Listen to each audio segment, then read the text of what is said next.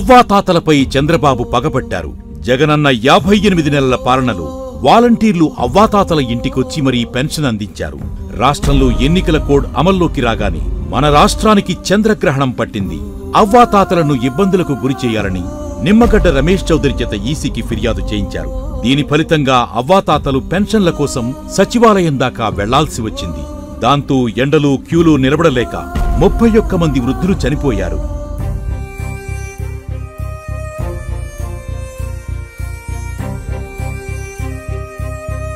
ఈ శాడిజం ఇక్కడితో ఆగలేదు.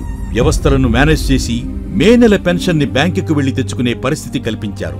నడుము వంగిపోయి నడిస్తే అలసిపోయే అవ్వాతాతల ఉసురు పోసుకుని ఏం బాగుపడతామని ఈ బుద్ధి. అవ్వాతాతలు జగనన్నకు మద్దతుగా నిలుస్తున్నారని వారిపై చంద్రబాబు తన పైశాచికత్వాన్ని చూపిస్తున్నారు. పింఛన్దారులారా, భయపడకండి, ధైర్యంగా ఉండండి. మళ్లీ జగనన్నను గెలిపించుకుంటే పెన్షన్లు మీ ఇంటి వద్దకే వస్తాయి. మీరు చేయాల్సిందల్లా మే 13న జరిగే ఎన్నికల్లో ప్రతి ఒక్కరూ 2 ఓట్లు ఫ్యాన్ గుర్తుపై వేయడమే.